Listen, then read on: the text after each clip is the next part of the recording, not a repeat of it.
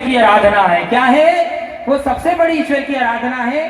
और ये सच है कि मानव शरीर में ईश्वर नहीं आ सकते, भगवान नहीं आ सकते, क्योंकि हम खुली आंखों से एक मिनट भी सूर्य देवता के प्रकाश को नहीं देख सकते। तो ये सूर्य देवता के प्रकाश से कई गुना तेज प्रकाश भगवान ईश्वर का रहता है। लेकिन ईश्वर का भाव मनुष्य के शरीर पर आता है और उस समय जब उसका शरीर झूमता है, डोलता है, तो उसकी मुख से निकली वाणी अजर वाणी हो जाती है और स्वतः ही उसकी वाणी वाक सिद्धि में परिवर्तित हो जाती है। और जब वो स्वयं को ईश्वर के अधीन मानता है तो उसका बोला हुआ हर एक शब्द ईश्वर का शब्द होता है। तो इसे भी झुठला नहीं सकते।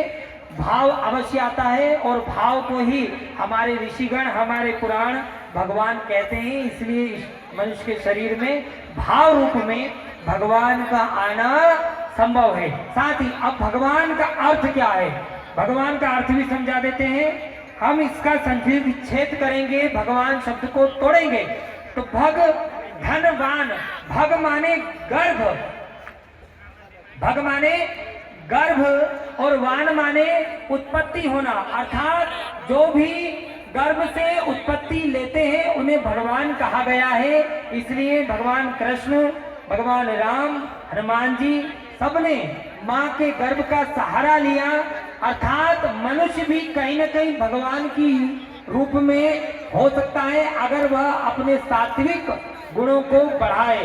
तो इसलिए भगवान भी आपके ऊपर कृपा करते हैं और मनुष्य के शरीर में भगवान भाव रूप में आते हैं।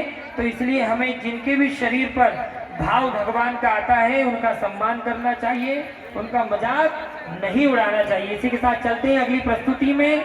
जय श्री राम।